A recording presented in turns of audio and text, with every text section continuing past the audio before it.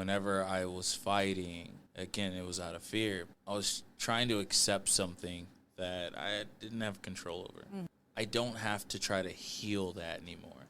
And so I was immobile, and I've based my whole life around, if not fitness, my mobility, what I could do, who I was, and that confidence. It's like feeling like it was taken away from me.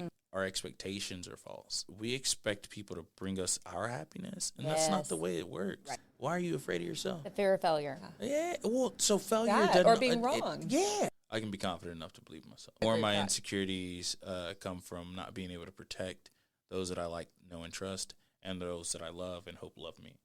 Hey there, welcome to the Mental Perk podcast. I'm Carla Hutcherson, licensed professional counselor. And I'm Brandy Mock, entrepreneur, author, and community leader. And we're here to talk about real people, real issues, and real talk. Today on Mental Perk, we are joined by my old mentor coach, Chris Jones. I love him, a Dallas native whose journey from boxing ring into the boardroom is all about grit, about growth and heart. Once a fighter, now a leader in roofing and life. Chris is a disciplined, resilience, and real talk on everything he does. From training others to building his business to raising a beautiful family, and I mean beautiful family.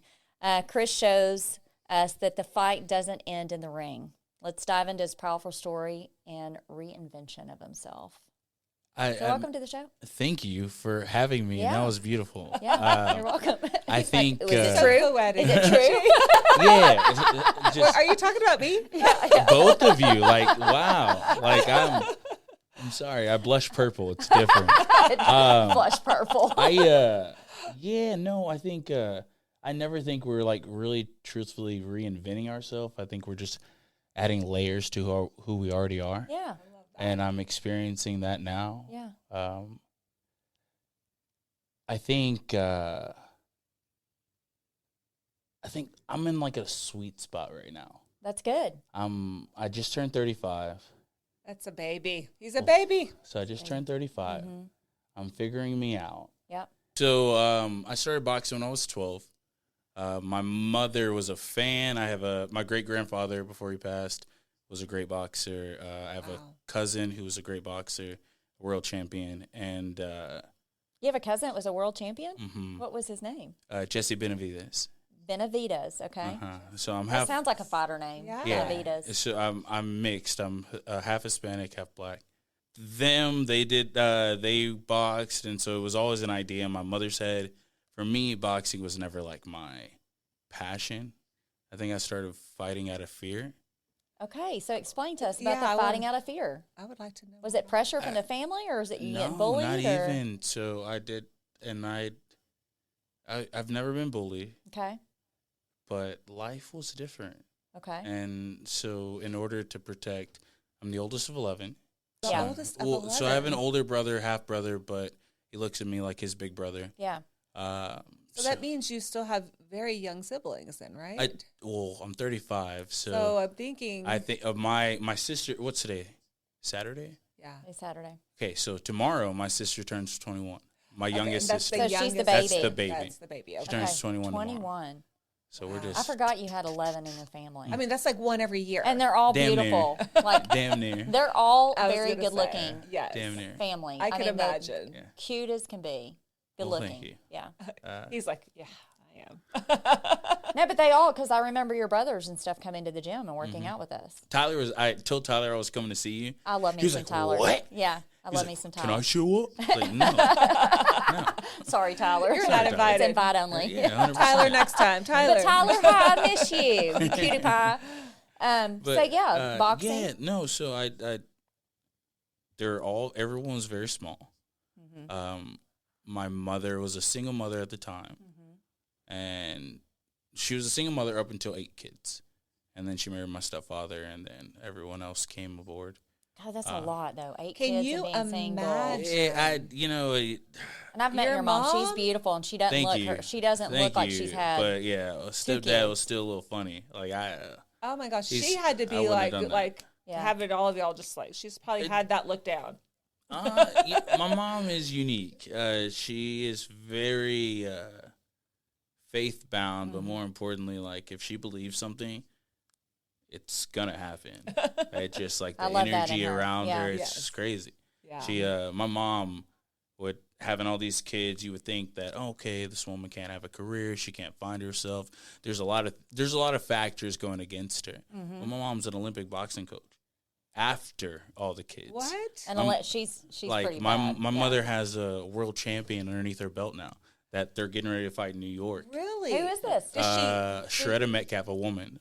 Okay, I was wondering, does she train women or men or both? Both. Okay, Yeah, she's Like, she's she's pretty like- she's pretty bad. My mom is Yeah. different. Yeah. that is Like, amazing. Yeah. So which trickles down, and everyone gets a taste of it, and we all She's become like a great. can-do person. You can't say can't in her. 100%. Yeah. Yeah. 100%. Like my mom is phenomenal. She is phenomenal. I got very lucky, blessed. Yeah, you whatever. did. Yeah. And so Goodness. at the time, rolling it back in, nobody necessarily had a voice and or could protect themselves, and so I started fighting out of fear of not having a voice and needing And your to mom, protect so your myself. mom at that time was already fighting, right? Or No, was my she? mom never fought. But coaching. She wasn't doing any of that. She So- started doing all that when we started fighting. Okay, So she you were like about learned 12. from you, like she just kind of watched and learned, and just learned how to really then teach the We got sport. to a point where she was a few years in, and then she decided she was going to open her own gym for us. So she just learned by experience. Mm-hmm. Yeah. I mean, we had family in the game, but like not close enough. Yeah. Corpus Christi, Austin, Texas, and we're out here in Dallas. So like, you just think about the distance. So, Yeah. but yeah. And so you started fighting at 12. Mm-hmm. And did you do it all the time then, or? For a while. Yeah.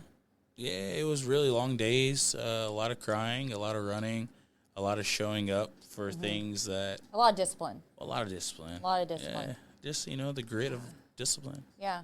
And then you started feeding that into you as you got older, you started giving back. I mean, because I can tell you right now, is the best shape I'd ever been in was when I was going to your gym Well, I appreciate and that. working out. No, I'm serious. I just wish I would have taken care of it and appreciated it a lot more than I needed to. Yeah, but I think that's just life and growing up, right? It's like, Fair. it's a part of the things you go through, and realizing, hey, this is not where you want to be in life. Then you learn that early on. Fair. Right? That's fair. Because you're But in your it's still a mid-20s skill. when you were coaching me. Yeah, I was in my 20s. Yeah, you're in your 20s. And you had a good group of people. Yeah. And it's still a skill you can go back to. 100%. And I'm debating it. I have people still calling me to this day trying to get me to train them. Oh, And for sure. I so mean, it's I have people who have put deposits down for me to train them. Is it and like I riding a just haven't. bike? No. You get back on it and you go? No, because I feel like that even still has some scrapes and bruises. Yeah. So I would say it's more like riding a motorcycle because the adrenaline Yeah. and how fast paced it needs to be, because people want results yesterday. Yeah. And so you're going to have to like really tailor something now. And I know right now, and for me, and unfortunately, I hate this, that I had to go like until I'm 35 to understand this, but like it's not a profitable business if you can't scale it. Yeah. And I wasn't in a position to scale, Yeah. and or I didn't have the mentality for it. Yeah. So as far as like if we were talking like some real business, like I was bound to fail. I think 2020 was like the best thing for me because I wasn't mentally prepared for what I had. Oh, you know what? And I love how you brought that up, because I think 2020 actually did that not just to you, it did it to a lot of people. Yeah. It was you're forced to have to stop and think about, is this going to But feed you- my family? Is this going to feed me? Is this bringing me joy? Right. And it did bring me joy. I know I it mean, did. it'd be a lie to say it didn't. Yeah.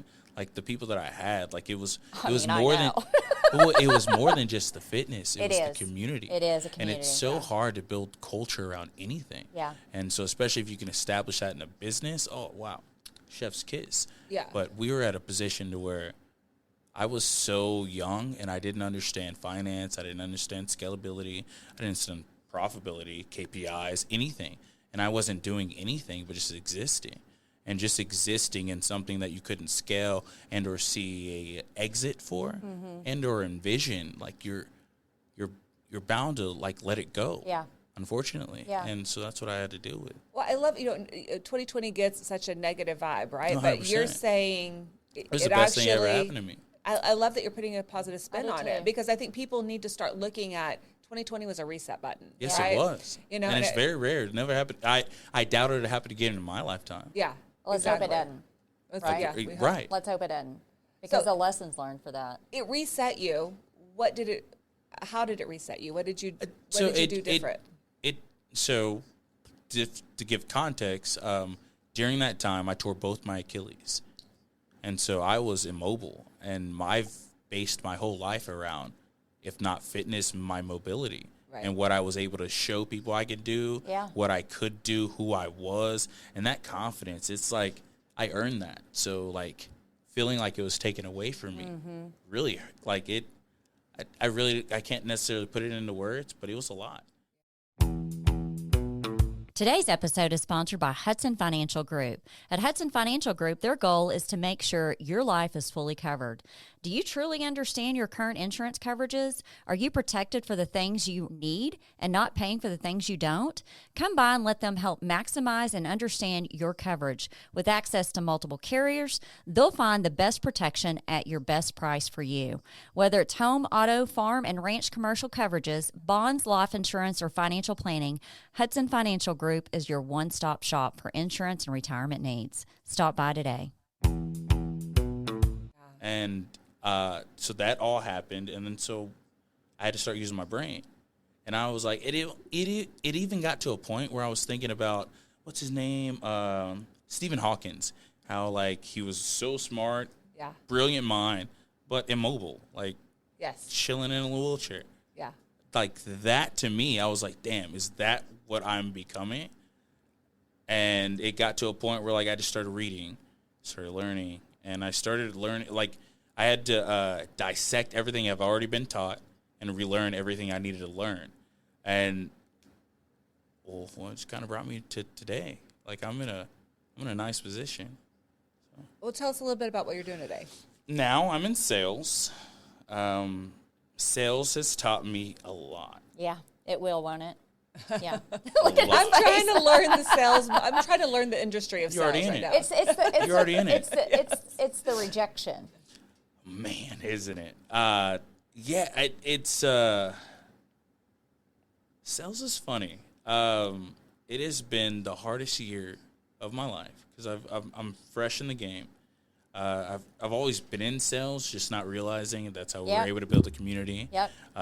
But now that I've When you have to do it. fixated Yeah. on it, Yeah. like now that I'm thinking about it, now it just changes all the game. It changes everything. And Yeah. so now that I'm in this position, and this year, it's been the hardest year of my life. The hardest year of my life, but the most rewarding. I've been blessed. I've 10x my money. Like the things have, like, so I'm thinking, I come up from a family with a lot of people. Right. Income is limited. It's only one source of income, and love my mom to death, but she's more faith and blood and passion opposed to, well, nickel diming. This is how we compound that. This is how we're gonna scale this, like things like that. And so, yeah, we were on a limited income, and now I'm seeing money that I'm like, damn, this is possible. Yeah. You mean to tell me there's so much more out here? Yeah. And all I had to do was a little bit more of this? Yeah. I was right there on the cusp of, and I didn't know how. Yeah. So, yeah, Do you have any tips for people out there yeah. when they're on that cusp? The hardest part is going to be everything you're experiencing, but you're not alone. Yeah. And so if you need a community for that, reach out, because the worst thing you could do is not reach out and understand that you're not alone. But even more so, you're right there. You're right you there. are right there. Yeah. Don't doubt yourself. Oh my gosh. Like that is the worst thing you could do. Yeah. Doubt yourself? Yeah. Look, you got yourself here. Yeah. Yeah. You're already here. Yeah. One more day. And you know the genius thing, because I've had the opportunity to meet your little ones. And how old are your little ones now? So my oldest is 17. What? That's crazy. My oldest is 17. My middle son is 14, and my daughter's 9. I can't believe they're that old now. Holy cow. But two, you talk about that, you know, your kids will even see things in you that you don't see in yourself. And I get that a lot. And it's refreshing though, because you know when someone's not in your corner, those babies are always in your corner because they look up to you. Yeah. You know I remember seeing them. They loved their daddy in that gym, and I mean I can tell you right now, any of our old gym rat people that were in the gym with us, that was my highlight of the day, coming to the gym, and you forcing us, and he forced us like to hit it hard. He'd call you out. Yeah. But it was in a positive way. It was in a way that was lifting you up because he saw something in you that you didn't see in yourself. It's everything they always wanted. They just need someone to tell them. Yeah. And you did. And I'm just happen to be there. Yeah. But like the really cool thing about like my kids being the age that they are now is, well, I say cool thing. Unfortunately, it comes with a lot of growth. And Sure. It comes with a lot of more negative than positive. And so I'm finally at a point where now I can have conversations with my oldest son. Mm-hmm. We can hug. Like there was a while where like we definitely fixate on all the images that we get through our day-to-day, whether it be social media, any type of media really, but just the people that we interact with. And so my relationship with my son was a little different. And because he saw me when I was, I had him when I was 17. Yeah. I'm 35 now. He's 17. So like, he saw you growing up. 100%. Yeah. And unfortunately, like. Well, I mean, and here's the good thing. I say good thing because I was a young mom too. And once your kids get to that age, they have a whole new respect and idea of, holy cow, I can't imagine having a kid at this age. Yeah. I can't imagine trying to feed them. And unfortunately, it takes that much time. It does. But then isn't that the great thing that time does fix things sometimes? It is. It does have its it's got its way of getting your attention, 100%. of course. Yeah. But at the same time, it is refreshing to know that there's always that, like Carla said, the reset button, and or the realization that time can make things better, or time can change your perspective on things.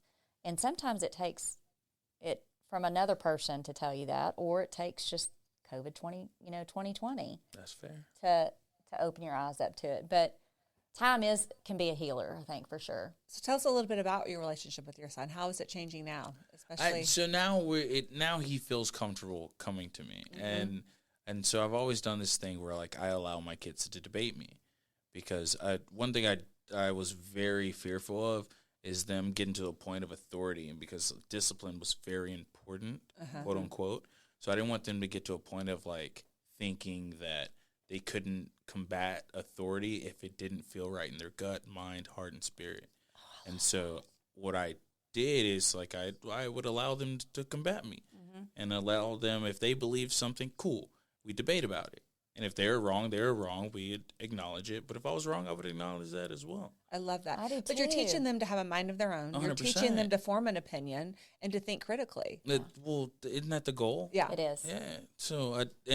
So that has been impactful for us.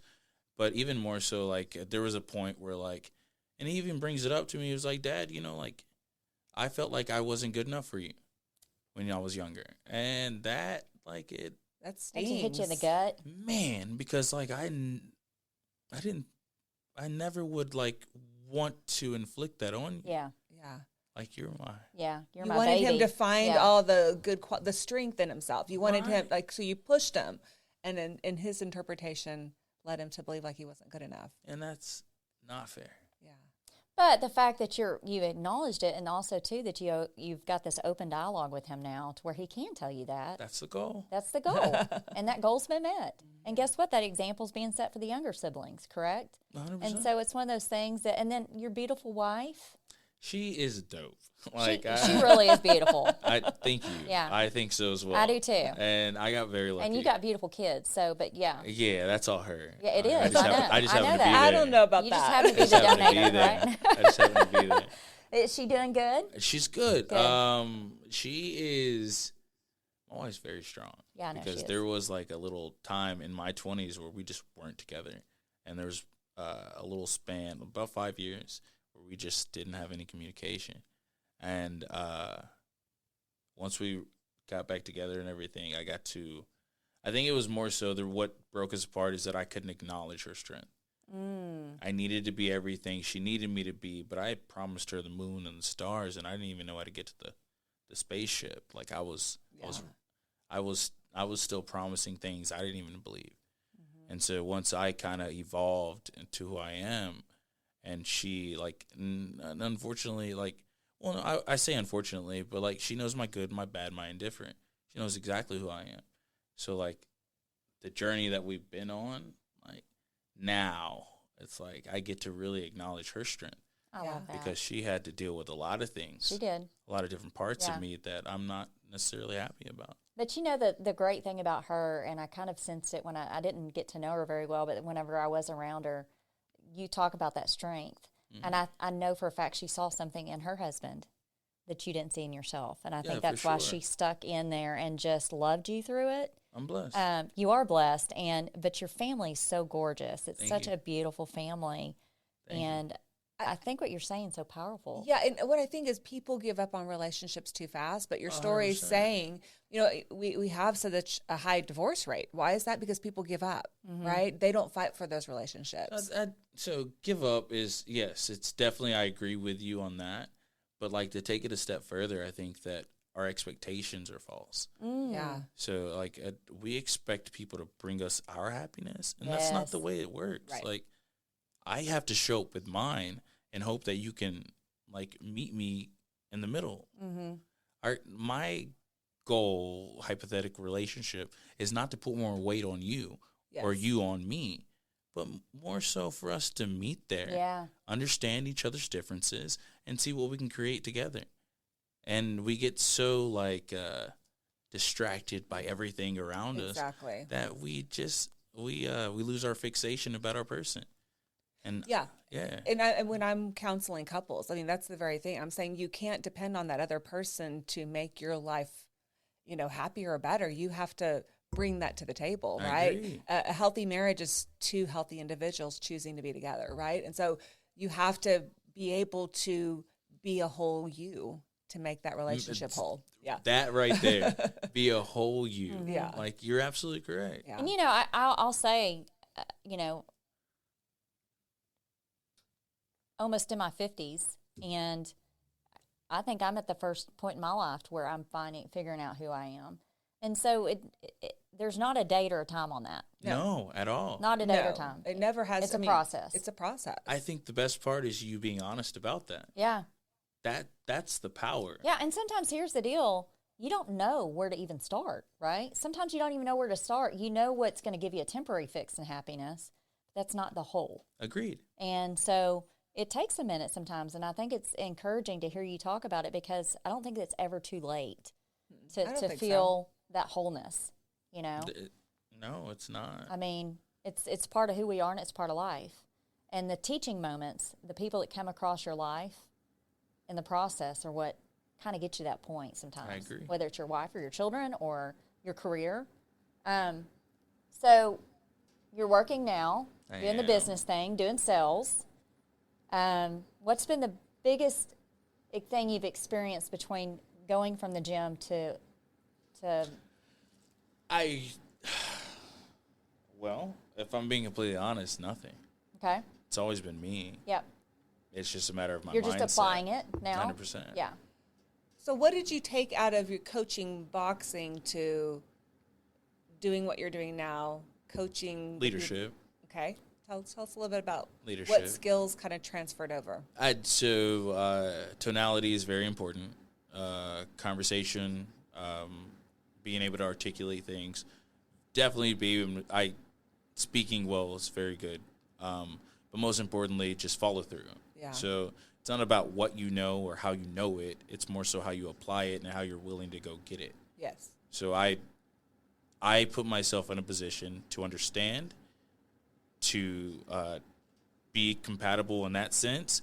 But more importantly, if I don't know something, I'll go find it, and I'm willing to, like, meet you in the middle. Like, I'll meet you where you're at. If you show me who you are, I believe you. Right. And I will take that as face value, and I'll figure out how to make you to that next person. Because I believe that, so that's how coaching tied in. Yeah. I've always believed in the person. They came to me with something. I believed in them. And if they needed me to push them a little bit further, I would. It's always been like that. Like yeah. He pushed me so hard I got a hernia.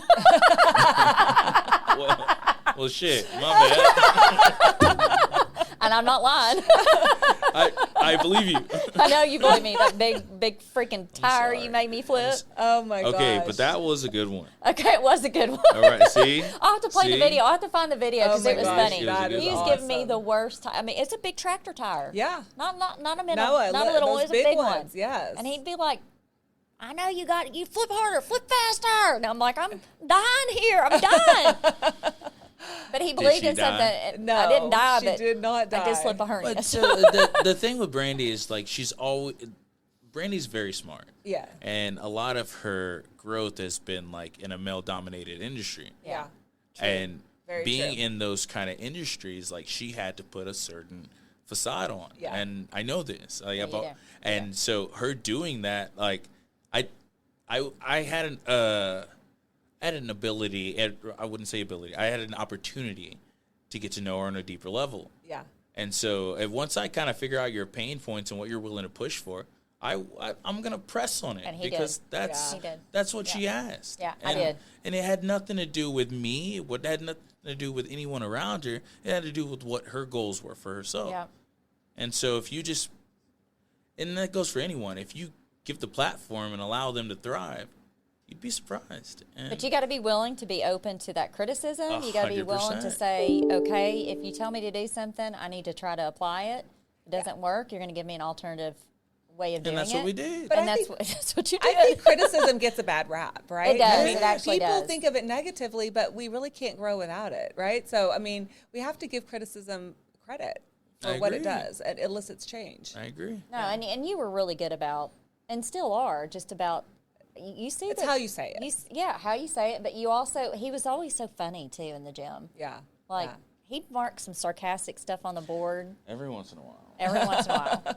And it was just you walked in with a smile. I don't know. There's never been a time in my life when I walked into the gym with a smile on my face. Yeah.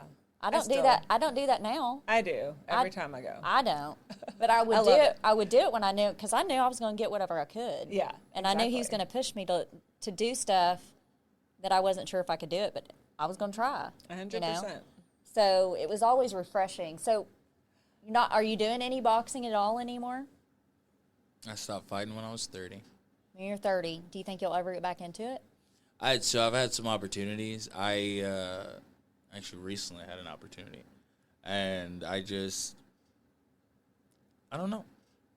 I think right now I don't have to try to heal that anymore. Yeah. And whenever I was fighting, again, it was out of fear, but I was trying to accept something that I didn't have control over. Mm-hmm.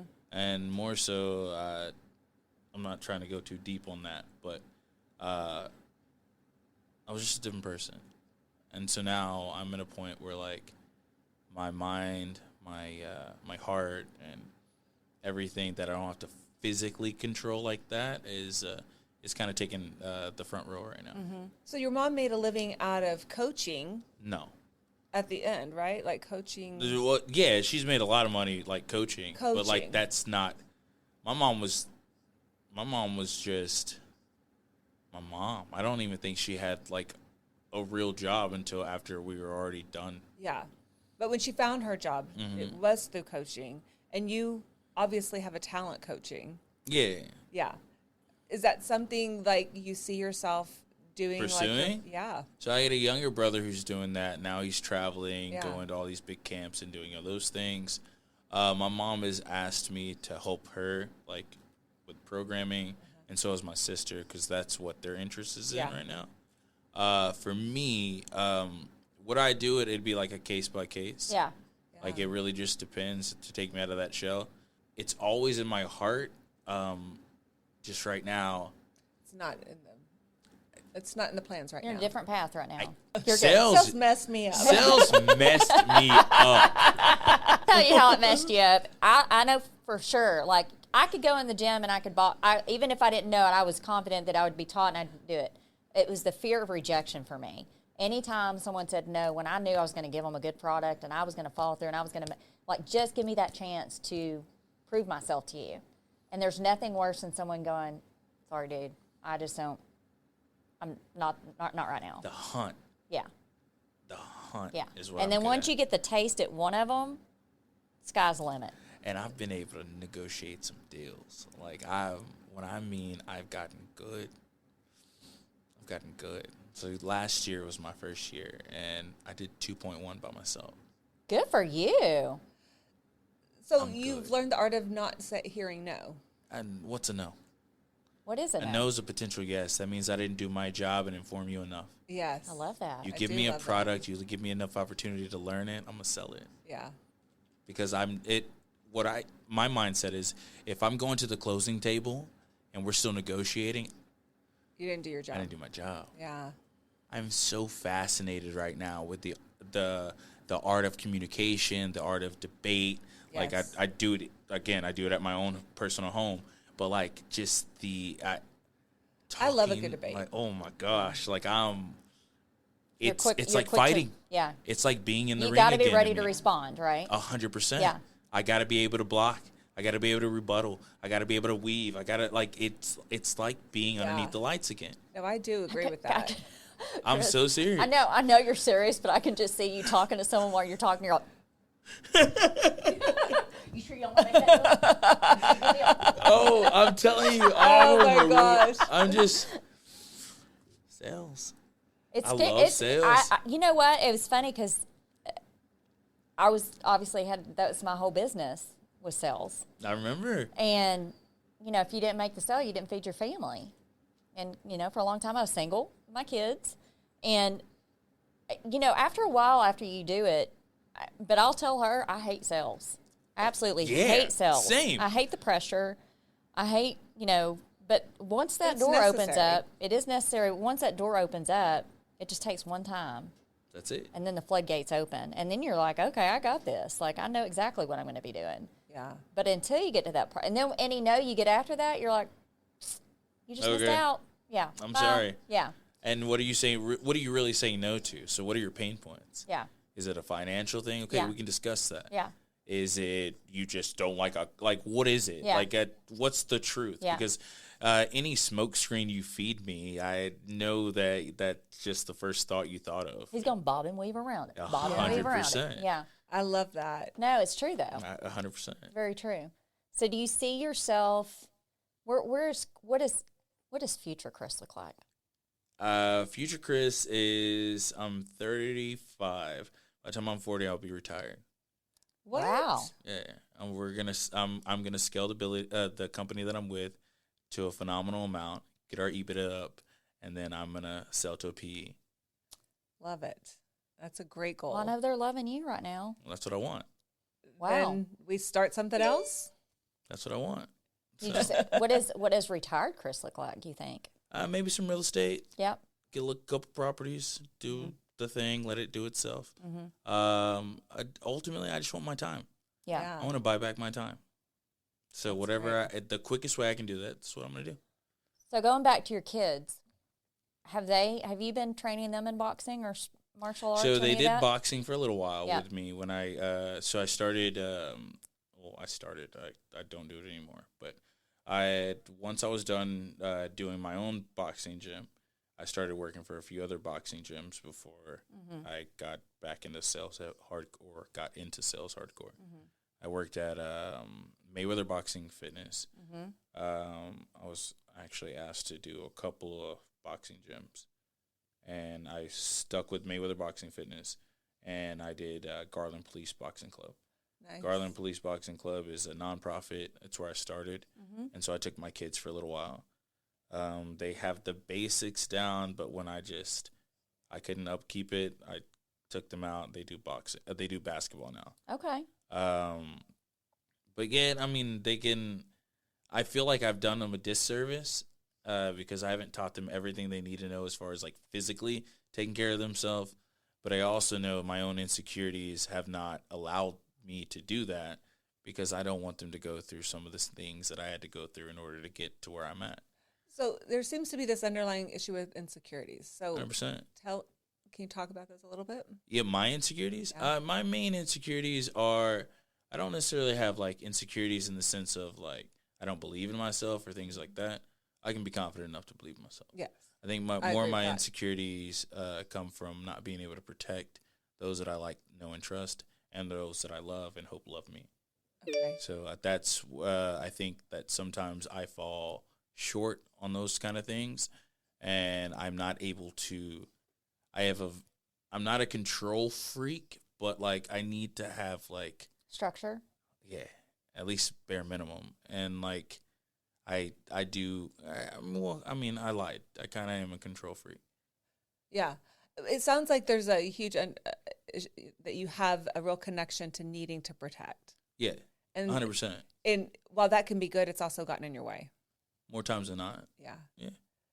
It kind of You're not keeps lying. you. It's kind of keeping you at bay from some things. Yeah. Well, just because I feel like I got a lot of people to protect. Yeah.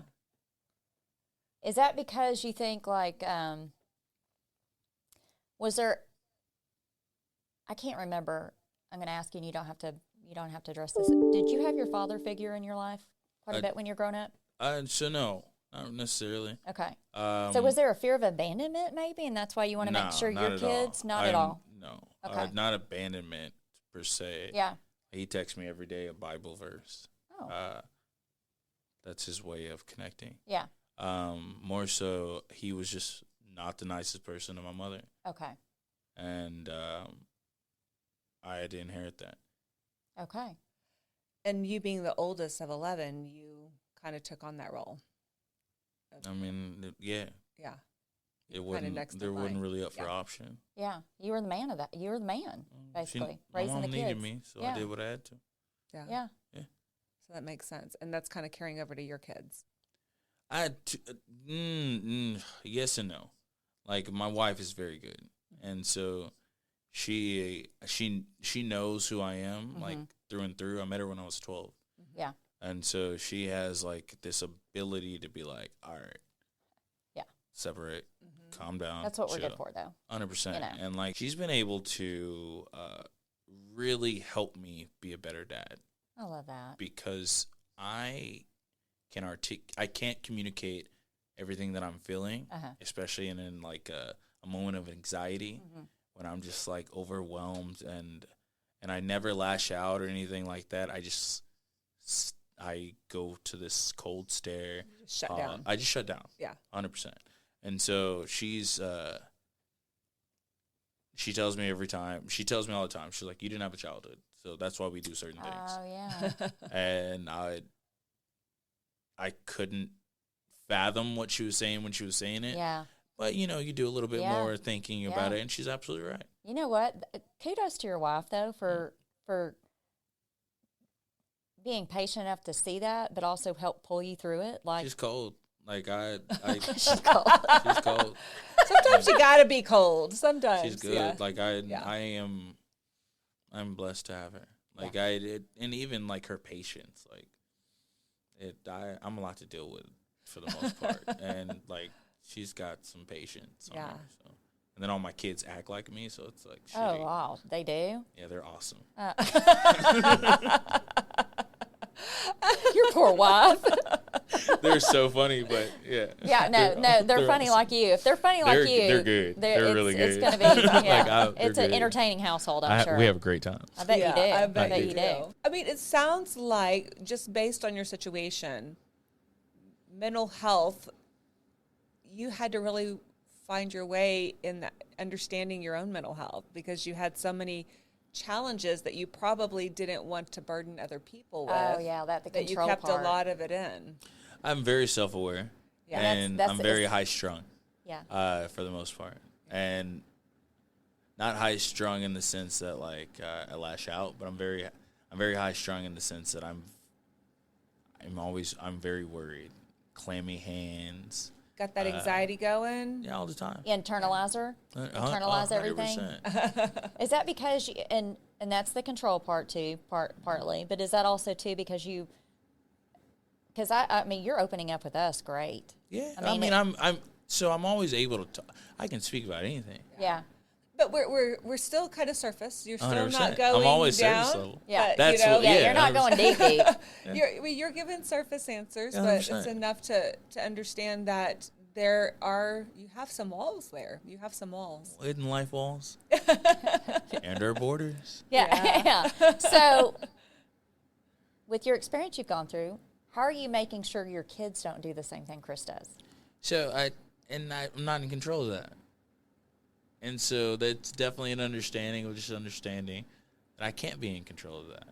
They're going to have their own perspective, their own experience, and I can only hope that they love me as much as I love them. But the fact that you're opening up with them now to where your son, like your son can come to you and stuff, that to me is a huge right, door and open. that's been a huge shift, and that Yeah. was that took a while. Sure. But I think what helped him is seeing how other people confide in me. Knowing that, oh, wow, Dad might be a safe space. He's more than just my dad. Yeah. I think that's helped a lot. Not saying the door hadn't always been open. No, I of was, course not. I mean, I was definitely different. I think we all go through those phases, though, as parents, because, you know, you're so focused on, I don't know, the fear of making a mistake with your kid or, you know, misdirecting them or misguiding them that the kids just see you as a parent instead of, and Right.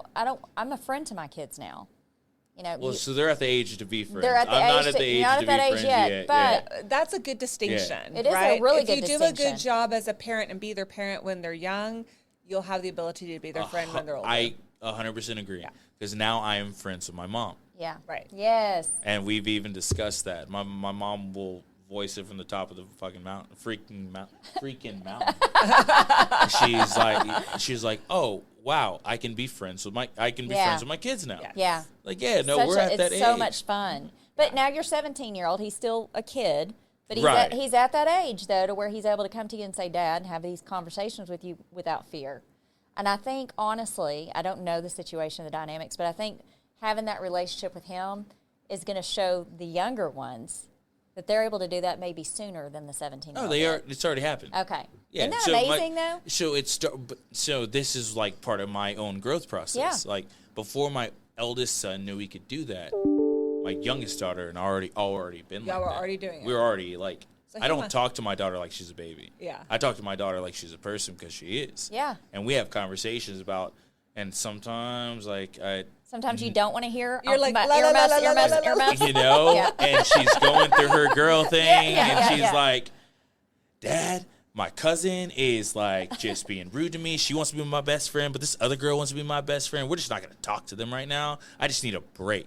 I was like, all right, baby, what do you want to do? How are we going to handle it? Who are you going to talk to first? And why are we in this point to where we're arguing about it? And why are you giving that much satisfaction to control your emotions? Like, what are we doing here? Okay. She's like, oh, Dad, well, it's because, wow, you're right, Dad.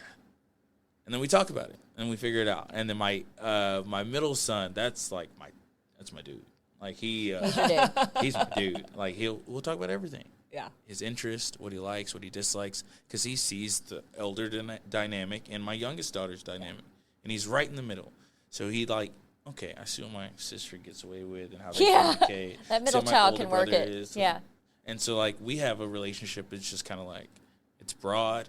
It's whatever he wants to talk about. But more importantly, he's not afraid to show his interest. And so it gives me an opportunity to learn a lot about myself, how I am, how different perspectives see me, how my wife sees me, each of my children see me, my siblings, and just kind of trickles down from there. But or trickles up, sideways, left, right, whatever. But I'm very self-aware, so I get an opportunity to see how people treat me, how they respond to me, and doing that with my family has been just very impactful. I love the concept of self-awareness I do too. because I don't think enough people really put value in that. And I feel like people can grow a lot more when they really learn the value of self-awareness. And it's not being, again, critical. It's about, understanding these are my strengths, these are my weaknesses, this is where I need to grow, this is what I need to work on. These are the distortions I'm caught up in my head, thinking the way I'm thinking, my cognitive thoughts, all of those things. But being self-aware really, really allows us the opportunity to not only see things from our perspective, but to see it from others. And so it really helps with that communication and connection. I agree. Yeah. I agree. And it's very powerful. But people are scared of it. They're scared of being self-aware. And that's the funny thing. Yeah. Because that means they're scared of themselves. Yeah. If you break it down to its core meaning, why are you afraid of yourself? The fear of failure. Yeah. Well, so failure That, or being wrong. But I have never learned more than being wrong. Yes. You and me both. I Yeah. learned so much from being wrong. Unfortunately, I prefer to be wrong. Yeah. Because I get to take something from it. Yeah. And if I'm right every time, I'm not going to have the answer. Yeah. Right. Because it means I only have one fixated perspective on whatever it is I'm thinking about. Well, if you're right all the time, you have no self-awareness. No. Yeah. I almost said no S. He caught himself. He's self-aware. Self-aware. See? It's a real We're thing. learning as we I'm go. serious. If you're right all the time, you are not self-aware. You're right. Yeah. And that is crazy. not okay. And can that be considered like a narcissist too? Yeah, to an extent. Yeah, you're on the And I border. just watched that on Netflix. I don't do all that. Like, that's not, no, we're not doing all that. Oh gosh. But it's real. Like, It these is are, real. And so, yeah, that's where I'm at. Yeah, I love it. Well, I'm so Those are some great excited.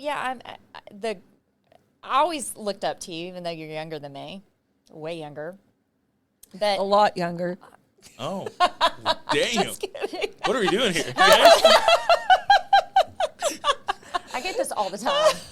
People That's think, good, though. Y'all have to be people able. think it's free therapy. I'm like, she should be paying me for all the digs I'm getting, right? Dang. But it's neat to see because I did and I still do. It's funny how looking up to someone doesn't mean they're younger or they're older. No. It's just leadership. It's leadership. And I will agree. say this to you. Your leadership in my life, in that chapter of my life, was so huge. Because, we all go through our little things, right? Yeah. But you saw something in me I didn't see in myself.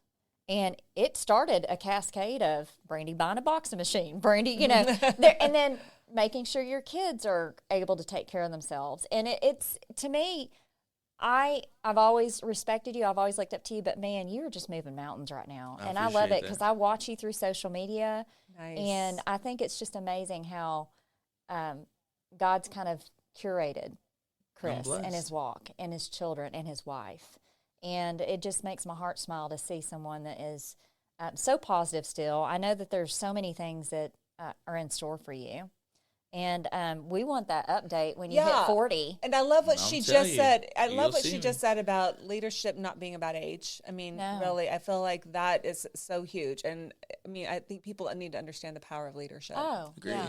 Yeah. And you're a powerful leader, and I don't Well, think thank you. I don't think the big man upstairs is done with you yet. So. Yeah, I got a lot of growing to do. Well, I think, but I also I want you to take away this. I know you say you got a lot of growing to do, but don't discount yourself for what you've 100%. done. All these I people, try not to.